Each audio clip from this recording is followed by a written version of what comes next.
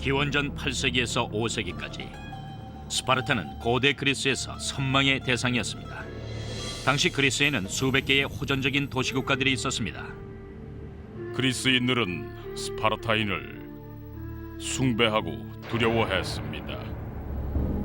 아무리 적은 규모라도 스파르타 군대가 자기들 국경 가까이 도착하면 아주 불안해했습니다.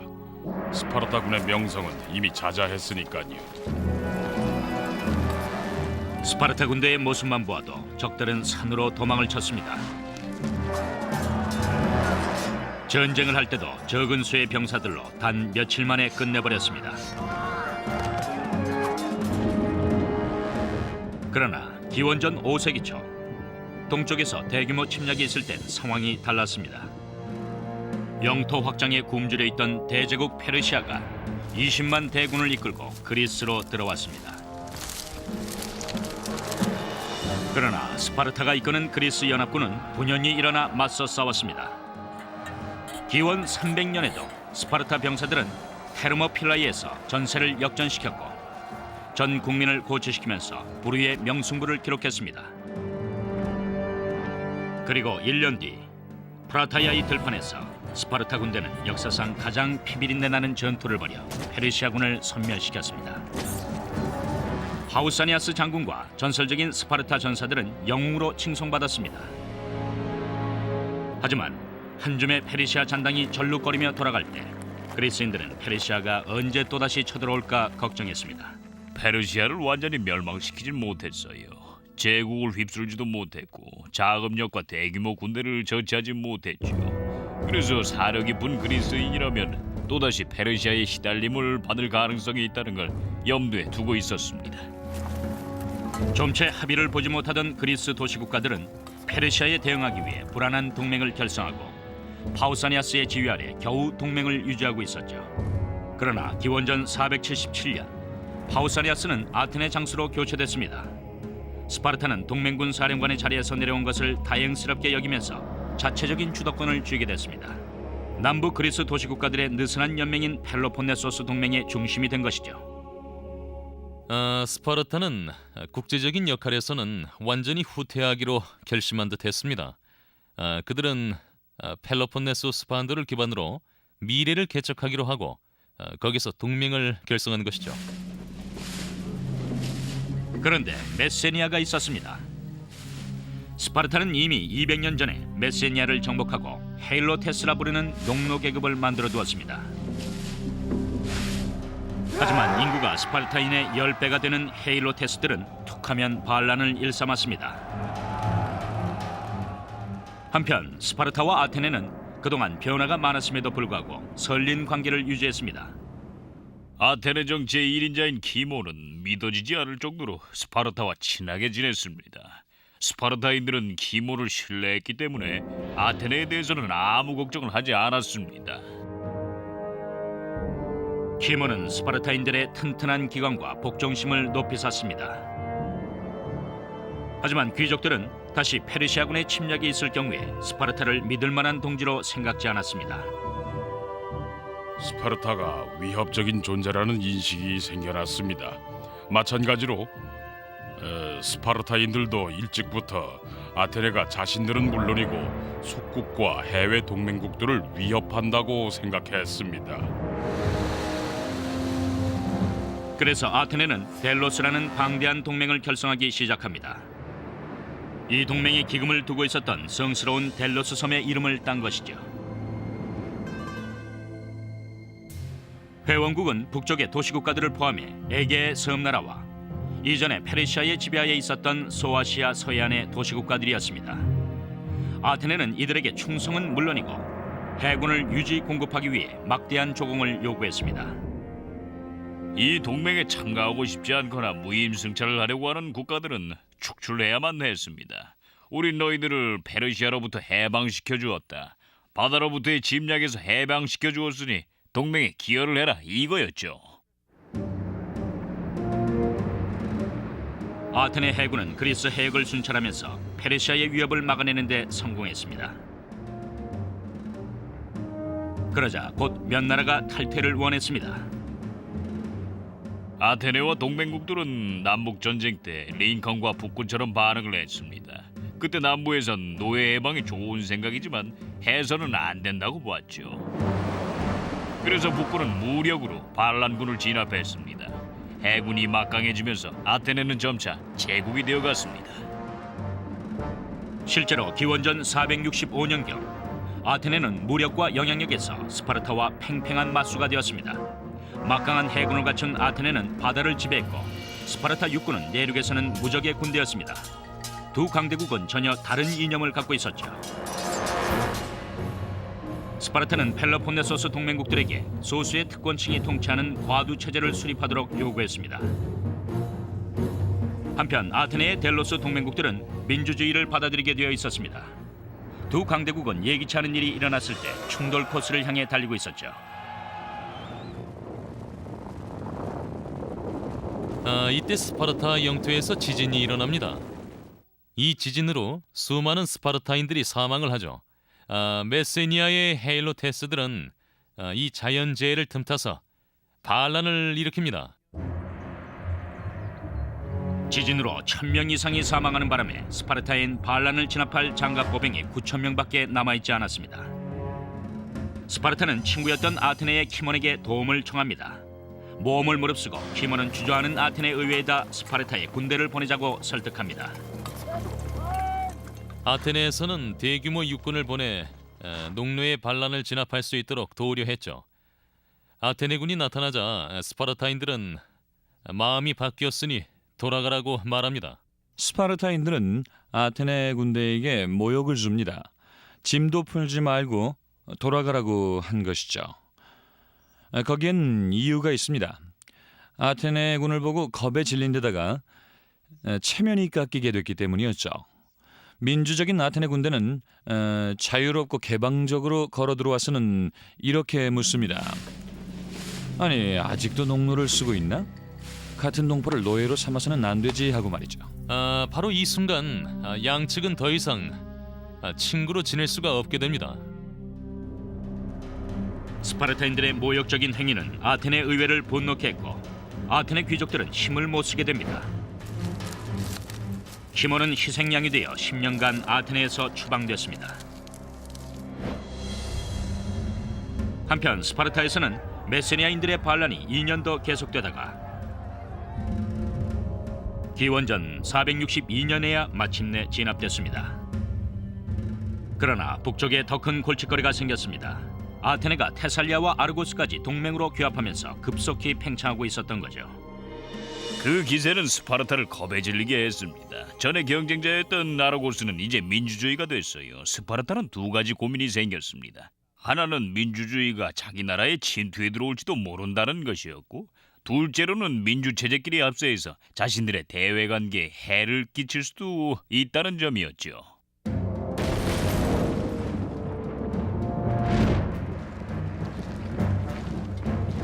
기원전 459년 아테네와 스파르타의 갈등은 마침내 폭발합니다.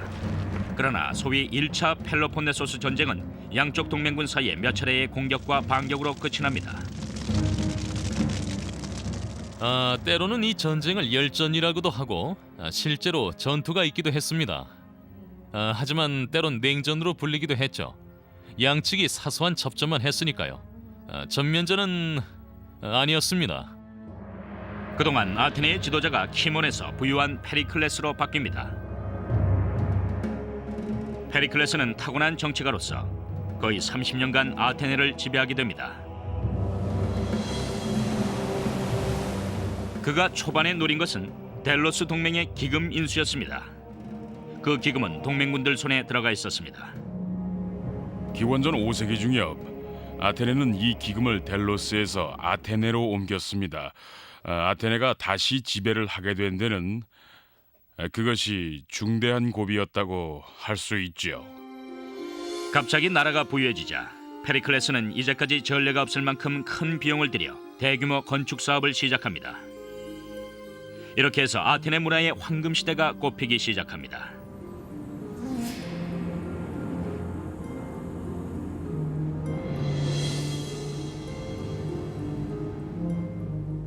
대대적인 건축 사업을 펼치며 페리클레스는 먼저 시내에서 피라에우스 항까지 긴 성벽을 완성합니다. 적의 공격에 대비하기 위해서였죠. 아테네는 곧 성체로 둘러싸인 섬이 되어 크리미아와 이집트로부터 식량과 생필품을 수입하게 됩니다. 그 보급로를 위협하는 스파르타군을 언제라도 물리칠 태세가 되어 있었습니다.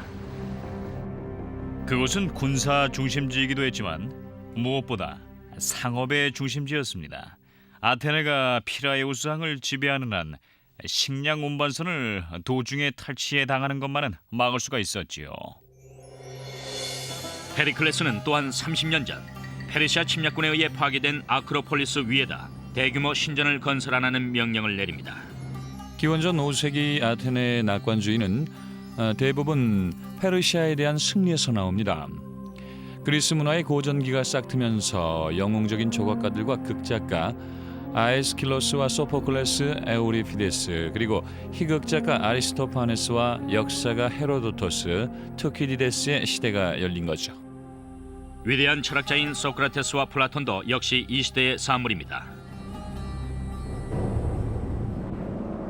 그러나 가장 웅대한 업적은 처녀 여신의 집이라 불리는 파르테논 신전이었습니다.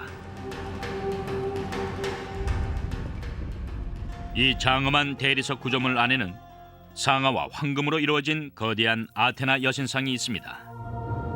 이것은 아테네의 군사력을 옹호하는 수호 여신으로 여겨졌습니다. 오늘날 건설되었다면 파르테논 신전은 비용이 5억 달러쯤 들었을 겁니다. 이 신전은 그리스 건축의 걸작으로 살아남았습니다. 페리클레스라는 유능한 지도자를 만나자 아테네는 에게해의 문화적인 중심지가 되었죠. 인구 6만의 화려한 도시가 음울한 스파르타와는 뚜렷한 대조를 이루며 우뚝 서 있었습니다. 북쪽 이웃 나라들에 대한 아테네의 영향력이 점점 커져가고 있었죠. 아테네가 강대국으로 부상하자 스파르타인들은 없애버리자는 생각을 했습니다. 다른 강대국이 생기는 건 볼 수가 없어 경쟁자가 생겨서는 안 되라고 생각한 거죠. 그래서 기원전 5세기 중반 그리스의 가장 강력한 도시국가인 아테네와 스파르타는 전면전으로 치닫고 있었습니다. 기원전 450년경 세력의 중심은 스파르타에서 아테네로 기울어졌고 아테네의 황금시대는 화려하게 꽃피었습니다. 그러나 화려함을 과시하는 아테네를 보고 스파르타는 두려움과 의구심을 갖게 됐습니다. 스파르타는 아테네의 세력이 커가는 것에 대해 더욱더 위협을 느끼게 되었죠. 스파르타인들은 매우 도도했습니다. 그들에겐 가슴을 쑥 내밀고 내가 1등이다 하는 것이 매우 중요했죠. 내가 우두머리다. 다른 나라는 우두머리가 될 수 없다라는 것이죠.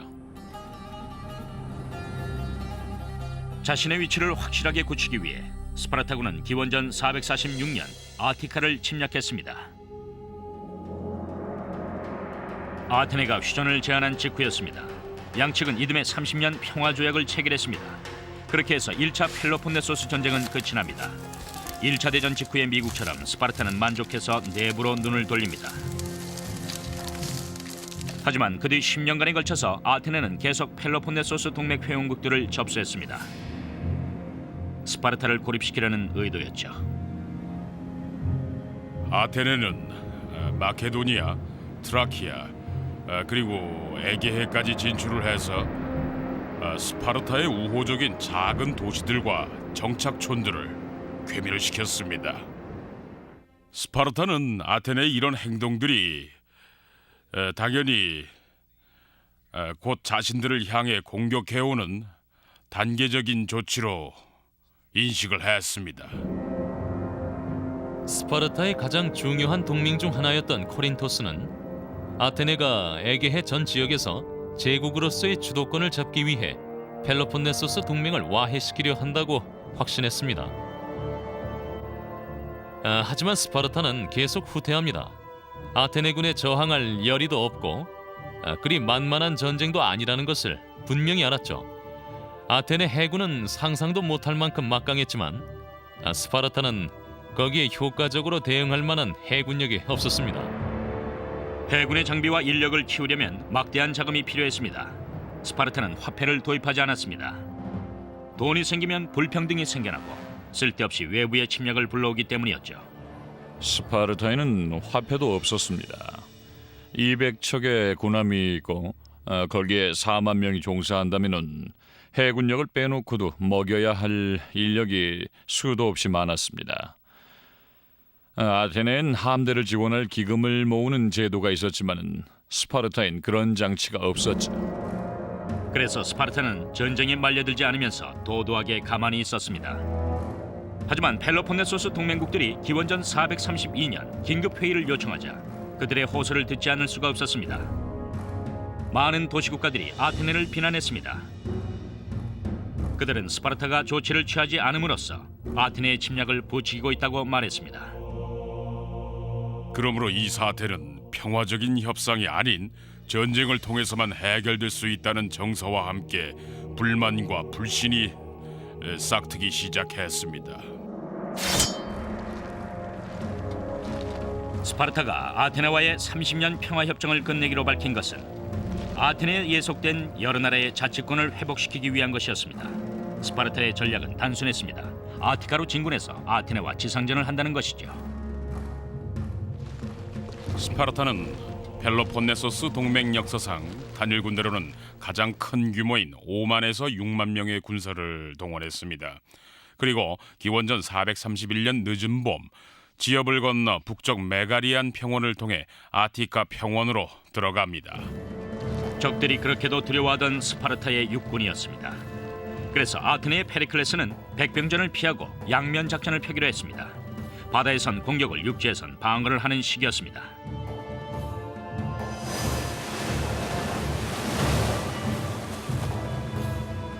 아테네 해군은 3단로 갤리선 100척을 띄웠습니다. 이들의 임무는 펠로폰네소스 반도에 은밀한 공격을 수행하는 일이었습니다. 페리클레스의 육상전 계획은 큰 논란이 있었습니다. 그것은 종래의 전쟁 방식과는 전혀 달랐죠. 페리클레스의 전략은 이런 것이었습니다. 무슨 대가를 치르든 간에 육지에서 스파르타의 장갑 보병과 싸우는 정규전은 피하자는 것이었죠. 페리클레스는 20만 에이커에 달하는 아티카의 영토에서 주민들을 대피시킵니다. 10만 명의 농부와 가족들을 아테네 성벽 안으로 들여보냈죠. 이것은 해상으로 보급을 받을 수 있다는 점을 전제로 한 것입니다. 우리는 안전한 포구와 대규모 성벽도 있고 식량도 수입할 수 있다. 우리는 우리 제국을 지배할 수 있다. 그런 생각이었죠. 아테네는 제국의 여러 나라에서 돈을 모아 함대를 유지할 수가 있었죠. 바다를 지배한다는 건 대단한 일이었습니다. 스파르타는 포위 전법에 대한 전통은 없었습니다. 그래서 성벽을 뚫고 들어갈 수가 없습니다. 대신 적의 성지로 진격하는 전통적인 그리스식 전법을 갖고 있었습니다. 그것은 남성다움에 대한 모독이자 주권과 국가적인 자존심에 대한 모독이었습니다. 먼저 올리브나무 몇 고를 베어내고 곡식이 자라는 논밭에 불을 지릅니다. 분노한 농부들이 싸우러 평원으로 몰려나오면 그때 처치하는 겁니다. 하지만 아테네인들은 움직이려 하지 않고 성 안에 바리케이트를 치고 남아 있었습니다. 피라에우스 항구까지 거의 8km나 뻗어있는 긴 성벽 안에 또 개별 도시의 성벽이 있었습니다. 스파르타군은 어리둥절했습니다. 심상치가 않았죠. 그래서 대응을 하지 못했습니다. 스파르타의 전법은 원래 우리가 너희 영토로 들어가면 너희들이 밖으로 나와라. 그러면 쳐부수겠다. 그런 것이었죠. 좌절한 스파르타군은 아티카 들판을 계속 약탈합니다. 하지만 스파르타는 많은 군대에 보급품을 댈 능력이 전혀 없었죠. 그래서 아테네군이 나오기를 기다렸다 싸우는 전법은 맞지가 않았습니다. 도착한 지 한 달 만에 기가 죽은 군대는 짐을 싸서 집으로 돌아갔습니다. 전쟁 첫 해에는 페리클레스가 천재인 것처럼 보였죠. 하지만 그는 도시가 7만 5천 내지 12만 5천 명의 주민을 수용하도록 설계돼 있어서 여름철에는 25만 내지 30만 명을 수용할 순 없다는 걸 미처 생각지 못했습니다. 상하수도 시설은 물론이고 주택도 마련돼 있지 않았죠. 하지만 그의 가장 큰 오산은 위생이나 인구 과밀이 아니었습니다. 페리클레스가 실수한 것은 비겁하게 구는 것이 군대 사기에 얼마나 큰 영향을 미치는지를 과소평가한 것이었죠. 성벽 뒤에 머물면서 스파르타 군대가 오는 것을 보고도 아무 행동을 하지 않은 겁니다. 이것은 그리스인의 정신이나 장갑 보병의 사기를 짓밟는 것이었습니다. 스파르타군이 그 이듬해 여름 아티카로 쳐들어왔을 때 페리클레스의 전략은 비난을 받습니다. 그 다음에 무슨 일이 일어날지는 아무도 예견할 수가 없었죠. 그때 아테네인 무서운 전염병이 돌아서 인구의 3분의 1을 앗아가 버렸습니다. 미국으로 치자면 갑자기 9천만 명의 시민이 목숨을 잃은 셈입니다. 이집트에서 온 식량 수송선을 통해 전파된 것으로 여겨지는 질병은 아테네를 공포의 거리로 만들었습니다. 거리는 죽어가는 사람들로 넘쳐났죠. 질병은 남녀노소 빈부를 가리지 않고 사람들을 쓰러뜨렸습니다. 이 전염병은 아테네 전역으로 전파되고 육해군에도 영향을 미치면서 큰 혼란을 일으켰습니다. 갑자기 아테네식 작전이 효과가 없는 것처럼 보입니다. 이때 페리클레스가 사망을 하죠. 작전을 세운 사람이 없어지자 계속 추구할 수가 없게 됩니다. 페리클레스가 죽자 아테네는 여러 파벌과 무모한 지도자들의 각축장이 됩니다. 하지만 그와 함께 사라진 것은 더 큰 자산인 그의 특별한 통찰력이었습니다. 뚜렷한 후계자가 보이지 않자 아테네는 극단적인 문제들이 발생했습니다. 페리클레스에겐 후계에 대한 계획이 없었죠. 또 아테네는 민주사회여서 서로 자신이 후계자가 되어야 한다고 여겼습니다. 게다가 페리클레스와 같은 권위도 없어서 아테네는 어려운 상황에 처합니다. 엄청난 인명을 앗아간 데다 질병은 또한 아테네 사람들에게 커다란 심리적인 상처를 안겨주었습니다. 신들에 대한 믿음이 흔들렸고 자긍심이 산산이 부서졌죠. 질병의 후유증으로 아테네는 평화를 제안합니다. 하지만 스파르타는 자신들의 승리를 예상하고 평화 제안을 거부하죠. 스파르타군이 보기에 아테네군은 비겁자로 보였습니다. 나와서 싸우려고 하지 않으니까요. 스파르타군은 이렇게 말했을 겁니다. 싸울 배짱도 없는 자들과 평화조약을 맺는 것은 의미 없는 일이다. 아테네는 잠시 좌절했지만 좀채 나락에 빠지는 민족이 아니었습니다. 재빨리 기운을 회복할 수가 있었죠. 그래서 아테네는 250척의 3단로 갤리선을 결집시켜 최대 규모의 해상 작전을 감행합니다. 레스보스 섬에서 반란이 일어나자 아테네군은 이 병력을 이용해 미틸레니아 항구를 봉쇄합니다. 이듬해엔 아테네의 니키아스가 미노아에서 승리를 이끌어냅니다. 스파르타군은 프라타이아 평원에서 승리하며 아테네에 맞섭니다. 펠로폰네소스 전쟁은 계속됩니다. 도시에서 항구로 또 섬으로 전쟁은 에게해 전역으로 번져갑니다. 공격과 반격, 봉기와 강제적인 항복이 잇따랐죠. 전쟁 초기 몇 년 동안은 아테네도 스파르타도 서로 팽팽히 맞서는 상황이었죠. 어느 쪽도 승리할 방법이 없어 보였습니다. 단호한 결심에도 불구하고 아테네인들은 전쟁의 끔찍한 결과에 몸서리쳤습니다. 인구는 눈에 띄게 줄어들었고 농토는 황폐화되고 자원은 고갈됐습니다. 그런데도 전쟁이 계속되자 기원전 425년 아테네군은 용감하게 싸울 준비를 했습니다.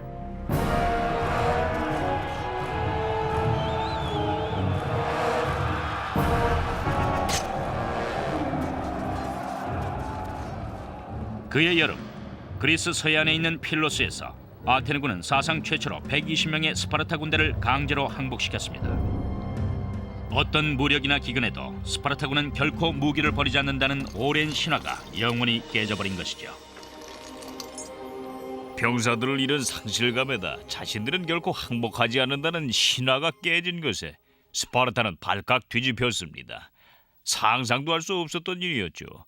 그래서 그 평판을 완전히 씻어내고 싶었습니다. 하지만 인질들이 죽음을 당하는 것은 원치 않았기 때문에 결국 평화 협정을 맺을 수밖에 없었죠. 하지만 어떤 조건이었을까요? 피를 말리는 6년간의 전투를 벌이고도 양측 모두 유익한 결과를 끌어낼 수가 없었습니다. 스파르타는 아테네의 소나기에서 그리스를 해방시킬 수가 없었죠. 한편 아테네도 전쟁이 명분이었던 절대적인 안정을 얻는 데 실패했습니다.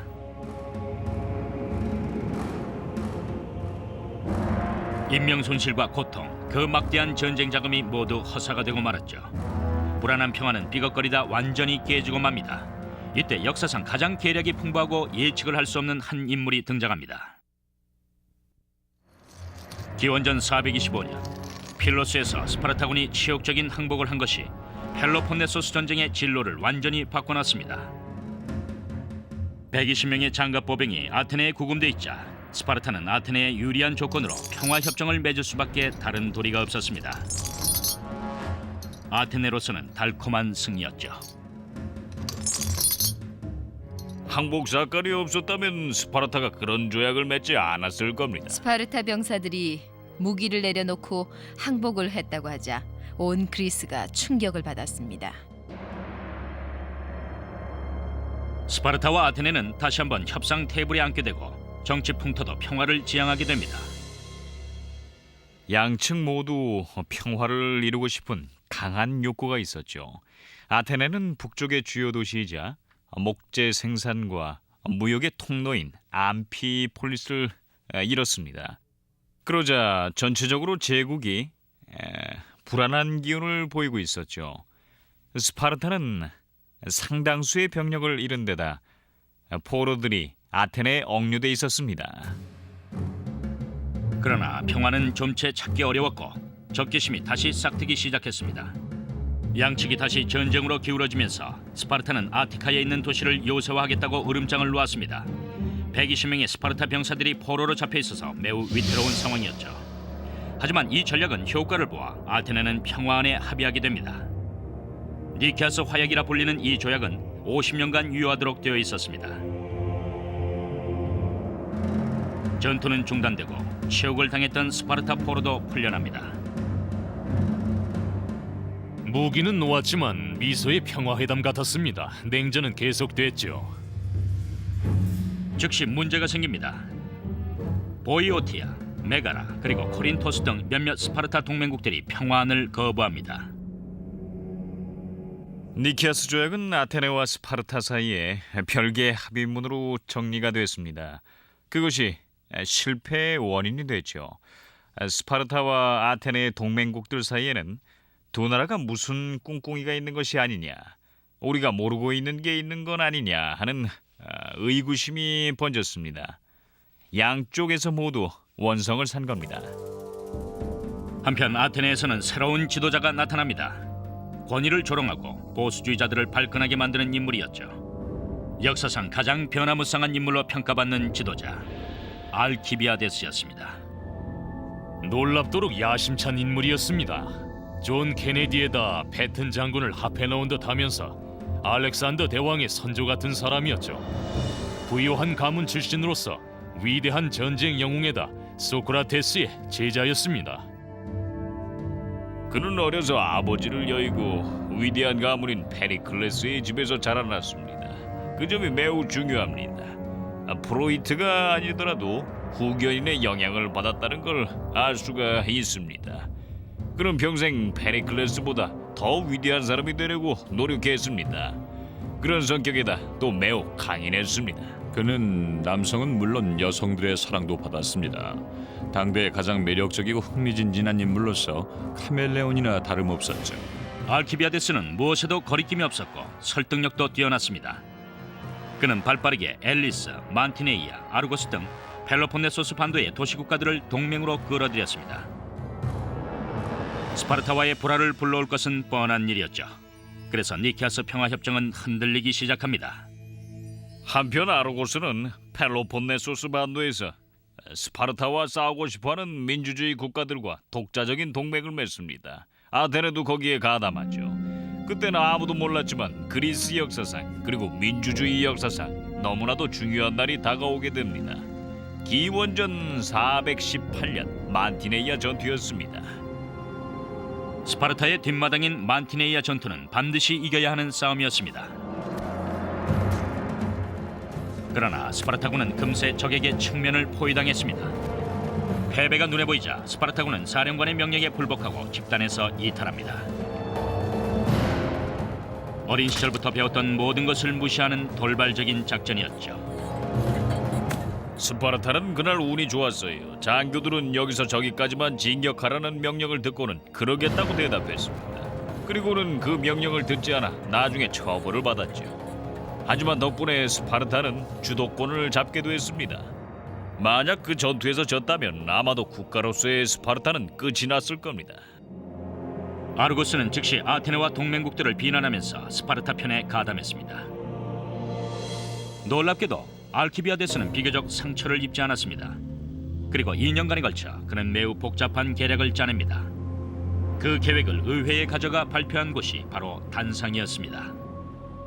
그의 계획은 정신 나간 짓이었죠. 아테네 시민을 총동원해 대대적인 함대를 만든다는 것이었습니다. 300척의 군함에 4만 명의 인력이 집결됐습니다.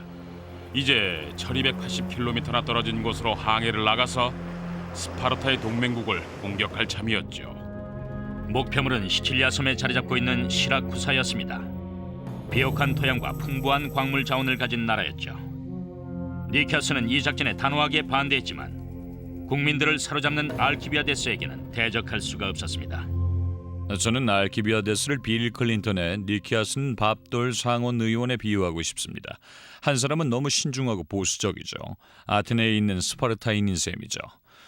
그런가 하면은 알키비아데스는 아테네인 중에서도 가장 아테네인답게 용감무쌍한 인물이었습니다. 자신이 국민들을 쥐고 흔드는 능력이 있다는 점을 즐기고 있었죠. 니케아스는 내치에 문제점이 많은데 시칠리아를 공격하는 것은 무모한 일이라고 주장했습니다. 하지만 의회가 알키비아데스 쪽을 지지하자 니케아스는 도박을 하게 됐습니다.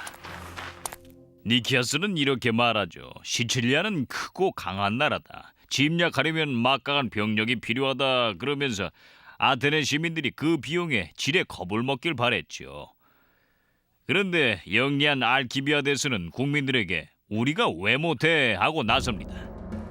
니케아스는 곧 자기 작전이 실패했다는 것을 깨닫지만 때는 너무 늦어버립니다. 아테네는 알키비아데스의 화려한 수사에 넘어가 전쟁 욕구로 가득 차게 됩니다. 알키비아데스가 요구하는 대로 모든 것이 다 통과됩니다. 그래서 방대한 원정군을 편성하게 되죠. 결론은 만약에 이 전쟁에 지게 된다면 아테네는 끝장이라는 얘기입니다. 그러나 알키비아데스는 이것을 자신의 재기를 발휘할 기회로 보았습니다. 그의 머리엔 패배가 아닌 명예와 영광만이 보입니다. 하지만 시기하는 사람들은 그의 모든 행동에 의구심을 갖습니다. 대함대가 막 출발하기 직전에 괴성한 일이 벌어집니다. 헤르메스 신상들이 시내 여러 곳에서 갑자기 한꺼번에 손상이 된 거죠. 일종의 메카시즘이었습니다. 아테네에 메카시즘이 불어닥쳐서 수백 명이 검거되죠. 친구를 고발해서 무고한 희생양이 생깁니다. 이들이 했다, 저 친구가 했다 하고 말이죠. 알키비아데스의 반대파들은 그 사건이 그의 책임이라는 소문을 퍼뜨립니다. 그래서 알키비아데스는 신성모독으로 고발을 당합니다. 분노한 그는 지체 없이 재판을 요구합니다. 그때까지는 인기가 절정에 달해 있었죠. 하지만 고발자들은 재판을 연기시킬 음모를 꾸밉니다. 함대가 시칠리아로 떠난 뒤 알키비아데스가 없을 때 골석 재판을 하려고 하죠. 그러자 재판 결과는 커다란 비극으로 나타나게 됩니다.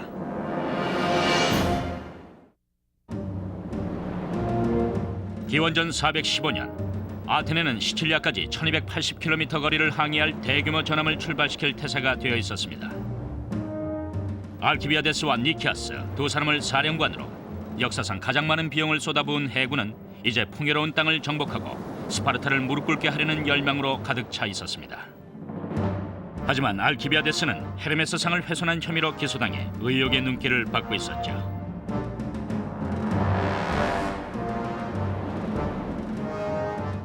대함대는 출발을 하지만 얼마 뒤에 알키비아데스 조사위원회는 그에게 유죄 판결을 내립니다.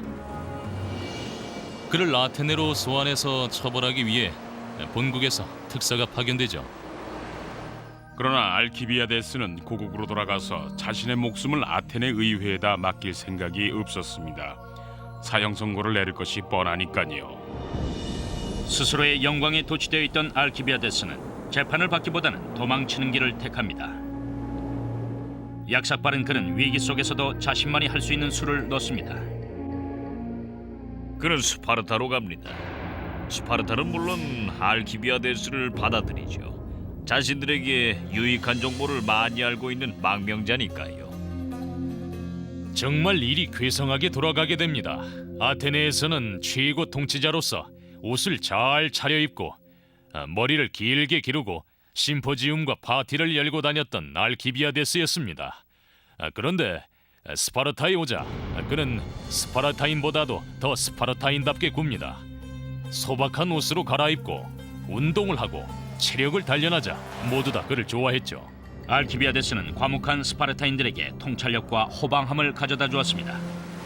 한편 시라쿠스에서는 애당초 원정을 원하지 않았던 니케아스가 원정군을 책임지게 됩니다.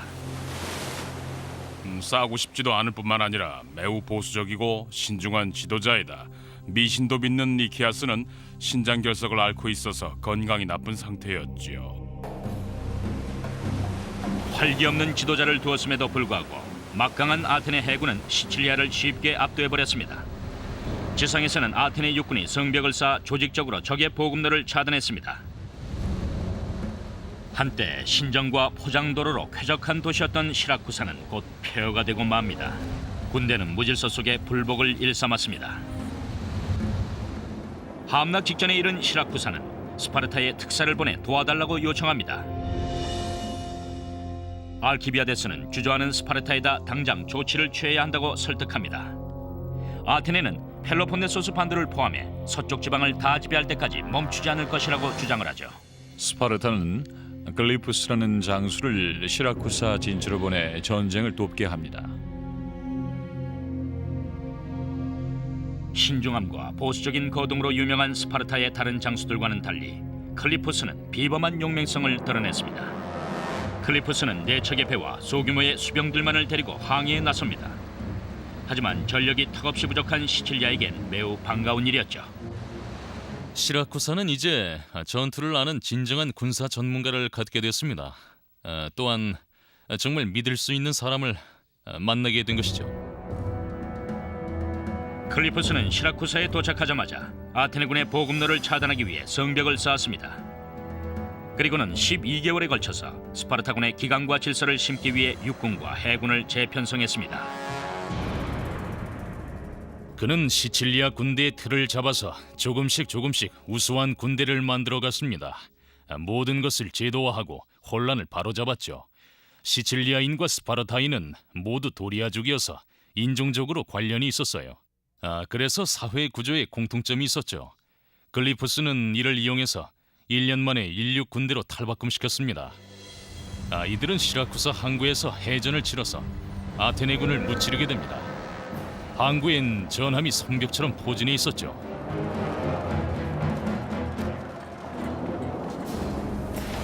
그날이 끝날 무렵 아테네 해군 함대는 스파르타가 이끄는 시칠리아 해군에 완전히 섬멸됐습니다. 사상자도 엄청나서 바다는 전사자와 죽어가는 자들의 시신으로 넘쳐나고 있었죠. 죽음이 임박해옴을 한 생존자들은 도망쳤지만 곧 늪지대를 만나 마지막 한 사람까지 모두 죽고 맙니다. 아시나루스 강이 분기점이었죠. 아테네군은 진흙탕과 핏물이 흐르는 물을 서로 마시려고 싸우다가 죽게 됩니다. 아테네군은 시라쿠사의 기병대와 지상군인 보병에 의해서 산산이 부서지고 맙니다. 이것은 아테네 군으로서는 한 번도 겪어보지도 못했고 상상도 못했던 참패였습니다. 치욕적인 참패를 당한 뒤 니케아스는 항복했습니다. 그는 결국 처형을 당하게 되었죠. 2년에 걸친 시칠리아 공격은 냉혹한 재앙으로 끝이 납니다. 이 사건은 좀 색다른 것이었죠. 이것은 그리스 영토 내에서 스파르타에게 패배한 것과는 전혀 다른 사건이었습니다. 원정을 나가서 패했기 때문에 그리스뿐만 아니라 해외에 영향력이 있는 식민지 등 전체 그리스 문화권의 패배가 다 알려진 겁니다. 하지만 스파르타는 사정이 달랐습니다. 클리푸스는 영웅이 되어 돌아왔고 알키비아데스는 아테네를 더욱 몰아붙입니다.